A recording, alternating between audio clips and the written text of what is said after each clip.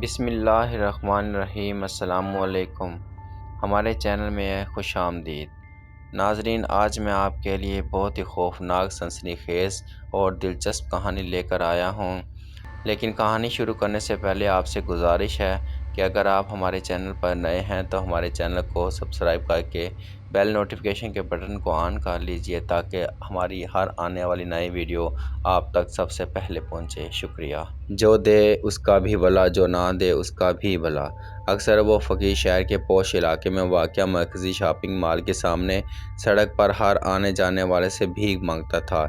بہت ہی عجیب حلیہ تھا اس کا۔ سر اور داڑھی کے بال بے ترتیب بڑھے ہوئے، پرانی پینٹ کے اوپر لمبا سا کالا کوٹ، اور عمر لگ بھگ 60 کے قریب، لیکن چال میں غضب کی پھرتی نظر آتی تھی۔ ایڈیٹر صاحب نے آج تو حد ہی کر دی، نہ جانے کس کا غصہ میرے اوپر ہی نکال دیا، یا پھر شاید بیگم سے لڑ کر آیا ہوگا، جو میری تحریر واپس کرتے ہوئے زور سے چلاتے ہوئے کہا، مسٹر خان، مانا کہ آپ پرانے رائٹر ہو، مگر آج کل آپ کو کیا ہو گیا ہے؟ یہ تیسری کہانی ہے جو آپ کو واپس کر رہا ہوں۔ آپ کو تو پتہ ہی ہے ہمارا ڈائجسٹ ملک کا سب سے بڑا اور معیاری ہارر ڈائجسٹ ہے، جسے ہر طبقہ پسند کرتا ہے۔ یہ اچانک آپ کی کہانیوں کو کیا ہو گیا ہے؟ پہلے تو کبھی ایسا نہیں ہوا، اور آپ کی کہانیوں میں ڈر کہاں غائب ہو گیا ہے؟ ڈر کی جگہ تصوف نے لے لی ہے۔ میں نے اپنی تحریر سمیٹتے ہوئے ایڈیٹر صاحب کو غصے سے گھورتے ہوئے جواب دیا۔ پہلے تو میری کہانیاں آپ کے ہارر ڈائجسٹ کی جان ہوا کرتی تھیں، اور آپ تو میری تعریفوں کے پل باندھتے تھے، نہیں تھکتے تھے۔ قارئین کرام بھی میری کہانیوں کو خوب پسند کرتے تھے۔ سوچا کچھ نیا لکھتے ہیں۔ دوسرے رسالوں سے بھی مجھے اکثر آفرز ملتی رہتی ہیں، لیکن مجھے ہارر ادب سے جنون کی حد تک پیار ہے۔ میں نے کتنی محنت کی ہے ان کہانیوں پر، کتنی راتیں جاگ کر ہر لفظ پر اپنا دماغ کھپایا ہے، اور آپ نے بڑی آسانی سے میری کہانی واپس کر دی۔ دس از ناٹ فیئر۔ ایڈیٹر کو اپنی غلطی کا احساس ہو گیا تھا۔ سوری مسٹر خان، میرا مطلب آپ کا دل دکھانا نہیں تھا۔ بے شک آپ ہارر ادب کے مانے ہوئے رائٹر ہو، اور پچھلے کئی سالوں سے آپ ہمارے ڈائجسٹ میں لکھتے آ رہے ہو۔ دراصل مہنگائی اور سوشل میڈیا کی وجہ سے لوگوں نے کتاب پڑھنا چھوڑ دیا ہے۔ اب لوگوں کے ہاتھوں میں کتاب کی جگہ ٹچ موبائل نظر آ رہا ہے۔ ایڈیٹر صاحب نے طویل ٹھنڈا سانس لیا اور میری کہانی رکھ لی۔ مسٹر خان، اب کی بار آپ کسی کی سچی داستان کیوں نہیں تحریر کرتے؟ کوئی ہارر آپ بیتی کو تلاش کرو۔ مجھے امید ہے کہ ایک مرتبہ پھر آپ ہارر ادب میں اپنا کھویا ہوا مقام ضرور پالو گے۔ میں بغیر خدا حافظ کہے نکل آیا۔ ویسے ایڈیٹر کا آئیڈیا برا نہیں تھا۔ مجھے بھی ایک ایسی کہانی کی تلاش تھی۔ بچپن سے ہارر کہانیاں پڑھنے کا شوق، جو آگے چل کر لکھنے میں بدل گیا۔ میں تو بس شوقیہ رائٹر تھا، نہ پیسوں کی لالچ اور نہ ہی لوگوں میں مشہور ہونے کی تمنا۔ شہر کے کونے میں میرا چھوٹا سا مکان اور ٹیوشن سینٹر تھا۔ ملک کی سب سے بڑی تعلیمی ڈگری حاصل کرنے کے بعد بھی بے روزگاری کے ڈیرے تھے۔ نہ سفارش، نہ رشوت، اور نہ ہی میرٹ۔ پتہ نہیں لوگوں کو نوکری کیسے ملتی تھی۔ شادی، پھر بچے اور پڑھائی، لیکن پھر بھی ادب کے لیے وقت نکال لیتا تھا۔ پہل تو بچوں کے ادب پر کافی لکھا، اور بعد میں ہارر ادب کو منتخب کیا۔ میرے مطابق ڈر پر جتنا لکھا جائے اتنا کم ہے۔ میں جب بھی شاپنگ مال کے پاس سے گزرتا تھا تو وہاں وہ فقیر نظر آتا تھا۔ بہت پراسرار شخصیت تھی اس کی۔ میرے دماغ کے کونے میں اچانک خیال آیا، آپ کی نئی کہانی کا مرکزی کردار مل گیا۔ میں نے قریب آ کر اسے سلام کیا۔ اس نے جیسے کچھ سنا ہی نہیں، اور میرے آگے ہاتھ پھیلا دیے۔ جو دے اس کا بھی بھلا، جو نہ دے اس کا بھی بھلا، اس نے صدا لگائی۔ میں نے اپنے جیب کو ٹٹولا۔ 10 روپے کا نوٹ اس کی ہتھیلی پر رکھ دیا۔ اس نے مشکور نظروں سے میرا شکریہ ادا کیا۔ میں کافی دیر کھڑا اس کو گھورتا رہا۔ فقیر نے میری طرف دیکھتے ہوئے بولا، کیوں صاحب جی، کوئی نئی کہانی ملی؟ باپ رے، اسے کیسے پتہ چلا کہ رائٹر ہوں اور نئی کہانی کا متلاشی ہوں؟ میں حیرت زدہ اسے دیکھے جا رہا تھا اور پوچھا، فقیر بابا، آپ کو کس نے بتایا؟ وہ زور زور سے ہنس رہا تھا، جیسے میں نے کوئی مزاحیہ سوال پوچھ لیا تھا۔ اس سے وہ ہنستے ہنستے زنجیدہ ہو گیا، اور پھر اپنے کام یعنی بھیک مانگنے میں مصروف ہو گیا۔ اب اس نے مجھے مکمل نظر انداز کر دیا تھا، سو میں نے بھی گھر کی راہ لی۔ شام کو ٹیوشن دینے سے فارغ ہو کر اپنے کمرے میں چلا گیا۔ دوسرے کمرے میں بیگم اور بچے ٹی وی پر سیریل دیکھ رہے تھے۔ میرا کمرہ کیا تھا، بس کتابوں کا سمندر تھا، اور درمیان میں میری چارپائی رکھی تھی۔ میں ایک سادہ زندگی بسر کر رہا تھا۔ نوکری تو نہیں ملی مگر حصول نوکری کی کوشش اب بھی نہیں چھوڑی۔ وہ فقیر شاید کوئی نجومی تھا یا کوئی نیک بندہ، لیکن حیرت ہے اسے میرے حالات کس طرح پتہ تھے، جبکہ ہماری اس سے پہلے کبھی ملاقات بھی تو نہیں ہوئی تھی۔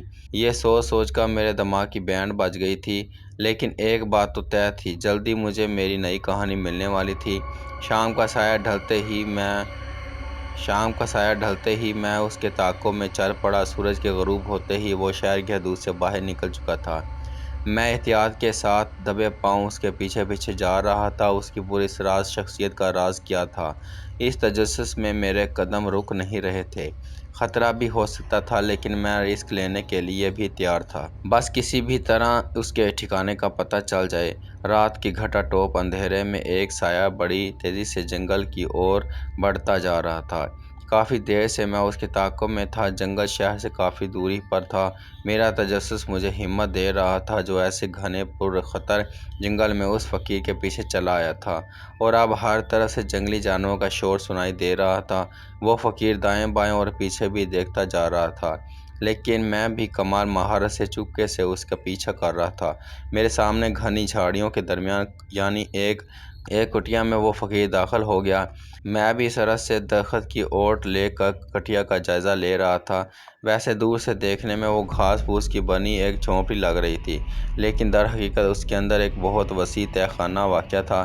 فقیر نے فرش کے کونے میں جا کر ایک کھڑکی نما دروازہ اوپر کی طرف کھولا اور اندر داخل ہوتے ہی وہاں پر سوکھی گھاس اور پتے پھیلا دیے تاکہ باہر سے آنے والے کسی اجنبی کو وہ راستہ دکھائی نہ دے جو اندر تہہ خانے تک جاتا تھا۔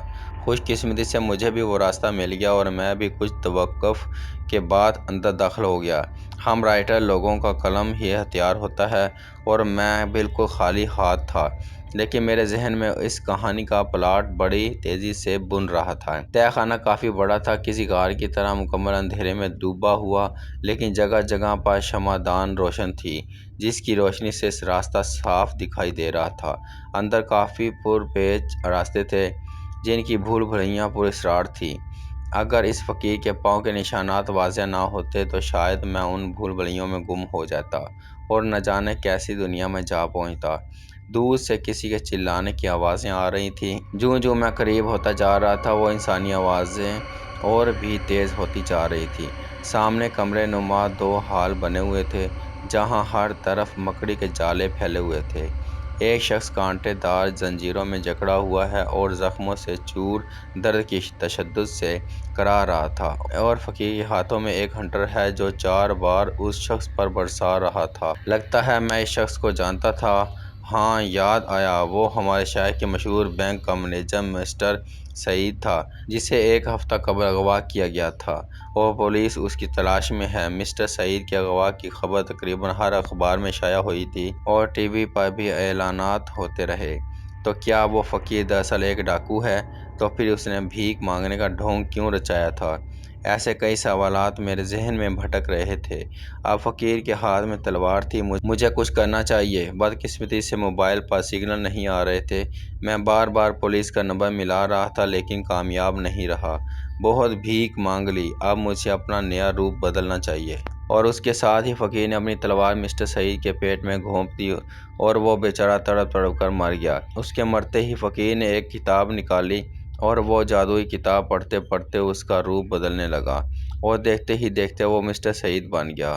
جی ہاں، میرے سامنے ایک مردہ سعید پڑا تھا اور دوسرا بالکل اس کا ہم شکل مسٹر سعید یعنی وہ فقیر کھڑا تھا۔ اوہ مائی گاڈ، یہ کیسی پہیلی تھی! یعنی وہ فقیر دراصل کوئی جادوگر تھا، اور جس کسی کو مارتا تھا وہ بالکل اس جیسا بن جاتا تھا۔ اس سے پہلے کہ وہ مجھے مار کر رائٹر بن جائے، میں خاموشی سے وہاں سے لوٹ آیا۔ آج کل کے جدید دور میں بھی ایسا ممکن ہے؟ میں شدید مضطرب تھا، کچھ سمجھ میں نہیں آ رہا تھا۔ فی الحال میری منزل اپنا گھر تھا، اندھیری رات میں جنگل کا سناٹا، لیکن میرے اندر شور تھا۔ وہ کیسا جادوگر تھا جس کے آگے آج کی سائنس بھی زیرو تھی؟ میں چلتا گیا، شہر پہنچتے دن کا اجالا ہو گیا تھا۔ میں سیدھا پولیس تھانے آ گیا۔ انسپکٹر جمشید شہر کا ایماندار پولیس آفیسر تھا۔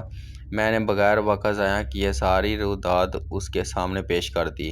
وہ کافی دیر تک سوچ میں پڑ گیا۔ اتفاق سے وہ بھی ہارر سٹوریز کا شوقین تھا اور میرے نام سے بھی آگاہ تھا۔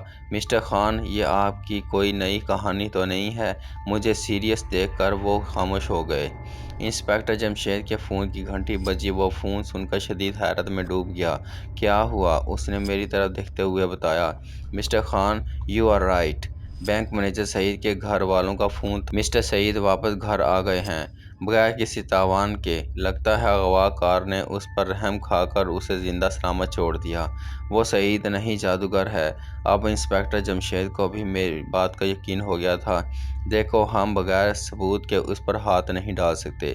یہ کام بہت ہی رازداری سے حل کرنا ہے اور یہ میری زندگی کا سب سے اہم کیس ہوگا جس میں ہمارا مقابلہ کسی انسان نما شیطان یا جادوگر سے ہے۔ اس نے پولیس پارٹی تیار کی اور ایک ایمبولینس سمیت میرے ساتھ جنگل کی طرف گئے۔ تہہ خانے سے ہمیں مسٹر سعید کی لاش ملی تو سب کو یقین ہو گیا کہ یہ کوئی کہانی نہیں ہے۔ جمشید نے لاش پوسٹ مارٹم کے لیے بھجوا دی اور مجھ سے وعدہ کیا کہ بہت جلد وہ جادوگر جو مسٹر سعید بن کر بیٹھا ہے انجام کو پہنچے گا۔ اس کو کچھ قانونی تقاضے پورے کرنے تھے اور مجھے بھی گھر جانا تھا۔ بحیثیت ایک ذمہ دار شہری میں نے اپنا فرض نبھایا تھا۔ اب پولیس جانے اور وہ کرمنل جادوگر۔ کافی دنوں بعد انسپکٹر جمشید نے مجھے فون کیا اور میرا حال چال معلوم کیا۔ میں نے اس سے پوچھا کہ مسٹر سعید کی فیملی کو پولیس نے کچھ بتایا؟ وہ بولے، اس کہانی کے ساتھ ساتھ ہم لوگوں نے ان کو اصلی مسٹر سعید کی لاش بھی دکھائی تھی، لیکن وہ نہیں مانے۔ ان کے مطابق یہ لاش کسی بہروپیے کی ہے۔ مسٹر سعید تو صحیح سلامت گھر میں موجود ہے۔ انسپکٹر جمشید کی باتوں سے لگ رہا تھا کہ اس نے ہار نہیں مانی اور ایک نہ ایک دن وہ اس خونی جادوگر کو اس کے انجام تک ضرور پہنچا کر دم لیں گے۔ میں ٹھہرا غریب مصنف، سو لکھنے پڑھنے کے علاوہ زندگی میں اور بھی کئی کام تھے، اس لیے میں بھی روزمرہ کے کاموں میں مصروف ہو گیا۔ رات کے سناٹے میں اچانک میری آنکھ کھلی۔ میں اپنے کمرے میں اکیلا سویا ہوا تھا جبکہ بچے دوسرے کمرے میں سوئے ہوئے تھے۔ کوئی سرگوشی تھی یا کچھ اور؟ میری آنکھ کھلی تو مکمل خاموشی تھی، لیکن مجھے کیوں اس بات کا احساس ہو رہا تھا کہ میرے علاوہ بھی یہاں پر کوئی ہے۔ کوئی مسلسل مجھے گھور رہا تھا، لیکن کمرہ تو خالی تھا۔ میں نے کھڑکی سے باہر دیکھا، سارا محلہ رات کے اندھیرے میں ویران۔ صبح کے اخبار میں ایک شاکنگ نیوز پڑھی، شہر کے مشہور پولیس آفیسر انسپکٹر جمشید کا خون ہو گیا ہے۔ خبر کی تفصیل کے مطابق کل رات کسی نے اس کی لاش گھر کے سامنے پھینک دی تھی۔ بڑی بے دردی سے اس کا قتل کیا گیا تھا۔ پورا شہر سوگوار تھا۔ میں بھی اس کے نماز جنازہ میں شامل تھا۔ اس کی فیملی کے مطابق پچھلے کئی دنوں سے انسپکٹر جمشید کی پرسنالٹی بدل چکی تھی۔ وہ گھر میں عجیب عجیب حرکتیں کرتا تھا۔ میرے استفسار پر انہوں نے بتایا کہ وہ جادو بھی سیکھنے لگا تھا۔ میں فوراً سمجھ گیا یہ کام اس بوڑھے جادوگر کا تھا، پہلے فقیر، پھر بینکر اور اب انسپکٹر۔ اگر اس جادوگر کو اسی طرح کھلی چھوٹ دی گئی تو نہ جانے وہ کتنے معصوم لوگوں کو اپنا شکار بناتا رہے گا۔ مسئلہ کافی گمبھیر ہوتا جا رہا تھا۔ نہ جانے اگلی باری کس کی تھی۔ ایک دفعہ پھر میں نے سوچا کہ جان کا رسک لے کر دوبارہ جادوگر کے ٹھکانے کی تلاشی لی جائے۔ رات کے گھر ٹوپ اندھیرے میں ایک دفعہ پھر میں نے جنگل کی راہ لی۔ اب کی بار میں شدید ڈرا ہوا تھا۔ مجھے بھی اپنی جان عزیز تھی۔ مانا کہ میں ڈراؤنی کہانیوں کا رائٹر ہوں اور میری درجنوں کہانیوں میں سے ایسے موڑ گزرے ہوں گے، لیکن یہ کہانی جو حقیقت پر مبنی تھی سب سے الگ اور پرخطر تھی۔ وہ کوئی جادوگر تھا یا پھر کوئی غیر مرئی مخلوق؟ میرے لیے اب یہ انا کا مسئلہ بن گیا تھا۔ اس جادوگر کو مزید خون کرنے سے روکنا ہوگا۔ کوئی تو طریقہ ہوگا اسے روکنے کا۔ یہ سب معلومات مجھے اس تہہ خانے سے مل سکتی تھی۔ اس لیے میرے قدم تہہ خانے کی اور بڑھنے لگے۔ تہہ خانے میں موجود ملک کے مشہور سیاستدان کی لاش دیکھ کر میں ہکا بکا رہ گیا۔ اوہ میرے خدایا! وہ سیاستدان ایک اہم عہدے پر فائز تھا۔ لگتا ہے شیطان جادوگر نے اس مرتبہ اس سیاستدان کا روپ دھارا ہے۔ اگر اس کے ہاتھ ملک کے خفیہ راز لگ گئے تو وہ نہ جانے کیا تباہی مچا سکتا ہے۔ مجھے ہر حال میں اسے روکنا ہوگا۔ پر کیسے؟ کوئی تو حل ہوگا اسے روکنے کا۔ میں تہہ خانے کی تلاشی لینے لگا کہ اچانک میری نظر اس کتاب پر پڑی جسے وہ جادوگر پڑھتا تھا۔ ایک پرانی بوسیدہ کتاب جس کے اندر عجیب قسم کے نقشے بنے ہوئے تھے۔ وہ کتاب سنسکرت زبان میں لکھی ہوئی تھی جسے میں پڑھنے سے قاصر تھا۔ میں نے وہ کتاب اپنے ساتھ لی اور واپسی شہر آ کر سب سے پہلے تھانے میں رپورٹ کی اور سیاستدان کی لاش کے بارے میں بتایا۔ وہ اپنی کارروائی میں مصروف ہو گئے۔ یہ کافی حساس مسئلہ تھا، اس لیے بڑی رازداری سے قانون نافذ کرنے والے ادارے اسے ڈیل کر رہے تھے، اور ایک ذمہ دار شہری کی حیثیت سے میں اپنے تئیں کوشش کر رہا تھا کہ کسی بھی طرح اس کتاب میں درج سنسکرتی تحریر پڑھ لی جائے تاکہ اس ظالم جادوگر کے شر سے محفوظ رہ سکے۔ میرا ایک دوست ہے جس کا نام عمران ہے۔ وہ ایک لائبریری میں کام کرتا ہے اور اسے کافی ساری زبانوں میں عبور حاصل ہے۔ میں نے اسے پوچھا کہ کیا آپ کو سنسکرتی زبان آتی ہے، تو اس نے ہاں میں جواب دیا۔ میں نے اسے ایک پارک میں بلایا تھا۔ بھیڑ بھاڑ سے دور ہم ایک کونے میں بیٹھ گئے۔ سب سے پہلے تو میں نے اسے حلف لیا کہ یہ بات راز ہی رہے، اور پھر ساری تفصیل سے آگاہ کیا اور وہ کتاب دکھائی۔ کافی دیر تک وہ اسے پڑھتا رہا اور شدید پریشانی میں مبتلا ہو گیا۔ میرے دوست، یہ وہ جادوئی کتاب ہے جسے پڑھ کر وہ جادوگر اتنے روپ بدلتا ہے۔ دراصل یہ کتاب پرانے زمانے کے راجا، مہاراجا اور بادشاہ اپنے مخالف قوتوں سے بدلہ لینے کے لیے استعمال کرتے تھے۔ پتہ نہیں یہ کتاب اس جادوگر کو کہاں سے ملی؟ میں نے تجسس سے پوچھا۔ عمران، اس جادوگر کو مارنے یا اس کے جادو کا زور ختم کرنے کے بارے میں اس کتاب میں کیا لکھا ہے؟ وہ کافی سوچ میں پڑ گیا۔ اس سے پہلے کہ وہ کچھ کہتا اچانک زور کی آندھی شروع ہو گئی اور دیکھتے ہی دیکھتے بادل برسنے لگے۔ موسم سرد سے بدل گیا تھا۔ یوں اچانک موسم کا بدل جانا ہمارے لیے حیرت کا باعث تھا، کیونکہ کچھ دیر قبل آسمان پر ایک بھی بادل نہیں تھا۔ آسمان بالکل صاف تھا۔ خیر، ہم دونوں بارش سے بچتے بچاتے پارک کے پاس ہی واقع ایک ہوٹل میں گھس گئے۔ ویٹر 2 چائے لے کر آیا۔ ہم یہاں پر بھی ایک کونے میں بیٹھے تھے۔ آخرکار عمران نے ایک ایسی بات بتا دی جسے سن کر میری تو ہوش اڑ گئے۔ اس کتاب کے جلتے ہی وہ جادوگر خود بخود مر جائے گا۔ پہلے اس کے جادو کا زور کم ہو جائے گا اور کچھ دنوں بعد وہ جادوگر اپنی موت آپ مر جائے گا۔ مگر یہ کہہ کر وہ خاموش ہو گیا۔ میں نے بے تابی سے پوچھا، مگر کیا اس کتاب میں لکھا ہے کہ جادوگر کے مرتے ہی وہ بندہ بھی مر جائے گا جس نے یہ کتاب جلائی ہوگی؟ عمران نے مجھے مشورہ دیا کہ شاید اسی وجہ سے کوئی صدیاں گزرنے کے بعد بھی یہ کتاب اب تک صحیح سلامت ہے۔ کوئی بھی بندہ اپنی جان گنوانا نہیں چاہتا۔ یہ 21ویں صدی ہے اور سائنسدانوں نے ترقی کی وہ منازل طے کی ہیں کہ کوئی سوچ بھی نہیں سکتا۔ لیکن آپ بھی تو ایک رائٹر ہو، اور جادو ٹونے کی طاقت آپ کو تو بخوبی معلوم ہوگی۔ اس لیے خدا کے لیے اس کتاب سے دور رہو۔ کافی دیر تک ہم باتیں کرتے رہے۔ بارش رک گئی تھی۔ عمران نے مجھ سے اجازت طلب کی اور کسی کام سے باہر نکل گیا۔ میں بھی اپنے گھر آ گیا تھا۔ ملٹری، پولیس، سائنسدان، انجینئر، ڈاکٹر، ٹیچر، ہر کوئی اپنے انداز میں وطن سے محبت کرتا ہے، غریب کسان ہو یا مزدور، مگر مڈل کلاس یا غریب کی وطن پرستی کسی کو نظر نہیں آتی۔ مزدور اپنے خون پسینے سے اپنے گھر کا چولہا جلاتا ہے، ماسٹر کرنے کے بعد بھی بے روزگاری۔ لیکن اب یہ سوچنے کا وقت نہیں تھا۔ ایک رائٹر بہت حساس ہوتا ہے۔ بارڈر پر ملٹری والے گولی کھاتے ہیں، تب جا کر کروڑوں عوام سکون کے ساتھ سوتے ہیں۔ وہ جادوگر کافی طاقتور ہو گیا تھا۔ اگر وہ دشمن سے مل گیا تو یہ بات عوام کے لیے بہتر نہیں تھی۔ میں نے فیصلہ کر لیا تھا، اپنی کہانی سمیٹتے ہوئے لفافے میں بند کر دی تھی، اور اس لفافے کو ایڈیٹر صاحب کے ایڈریس پر پاس والے پوسٹ آفس باکس میں ڈال دیا۔ ایک نظر بچوں پر ڈالی اور اپنے کمرے میں آ گیا۔ اگلے دن ہر چینل پر بریکنگ نیوز چل رہی تھی۔ مشہور سیاستدان دل کا دورہ پڑنے سے فوت ہو گئے ہیں۔